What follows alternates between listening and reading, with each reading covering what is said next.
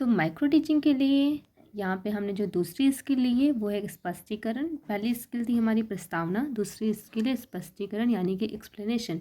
तो ये हमारी पाठ्य योजना नंबर 2 और मुख्य कौशल है यहाँ पे हमारा स्पष्टीकरण। तो यहाँ पे हमने पाठ्य योजना 1 की ही तरह यहाँ पे हमने सारा दिनांक, विषय, प्रकरण, कक्षा, चक्र, अवधि सब कुछ डाल दिया है।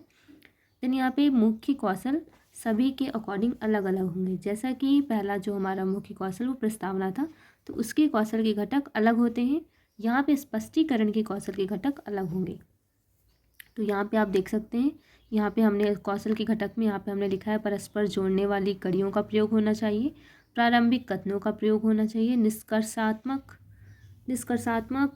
कथनों का प्रयोग होना चाहिए, धारा प्रवाह भाषा का उपयोग होना चाहिए, स्पष्टीकरण के बीच में प्रश्न पूछना चाहिए और प्रश्नों के सही उत्तर प्राप्त करना चाहिए, कथनों में तारतम्यता होनी चाहिए।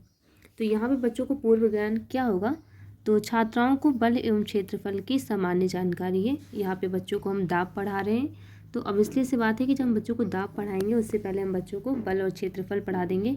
तो ये जो दाब टॉपिक है उसमें बच्चों को बल एवं क्षेत्रफल पता होगा।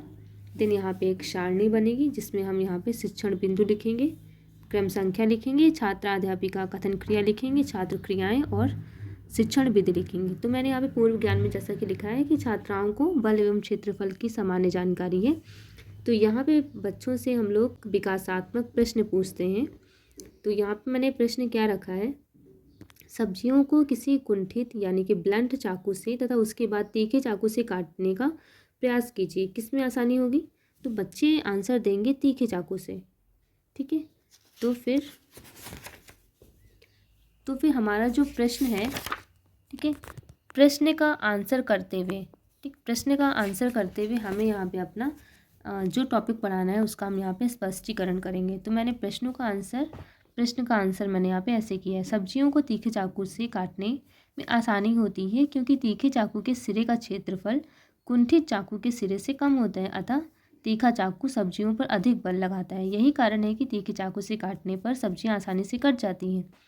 और फिर मैंने यहाँ पे दाब की परिभाषा बता दी है, दाब का सूत्र बता दिया है और फिर ये बता दिया है कि दाब यानी कि प्रेशर को P से, बल यानी फोर्स को F से तथा क्षेत्रफल यानी एरिया को A से लिखते हैं। अतः यहाँ पे P = F/A फॉर्मूला बनेगा और दाब का मात्रक यहाँ पे न्यूटन पर मीटर स्क्वायर होगा। तो यहाँ पे हमारी पाठ योजना नंबर 2 जिसका कौशल है स्पष्टीकरण वो खत्म होती है। ठीक है, अभी इसमें ये तो आपका यहाँ पे ख़त्म हो जाता है। अब यहाँ पे बनेगी निरीक्षण तालिका। तो निरीक्षण तालिका बनाने से पहले जैसे कि मैंने आपको बताया है कि यहाँ पे दिनांक, विषय, प्रकरण, कक्षा, चक्र, अवधि यहाँ पे हमारी हमेशा 6 मिनट की होती है। विषय हमारे यहाँ पे विज्ञान है, प्रकरण हमारा दाब है। तो यहाँ पे कौशल के घटक लिख लिए हैं।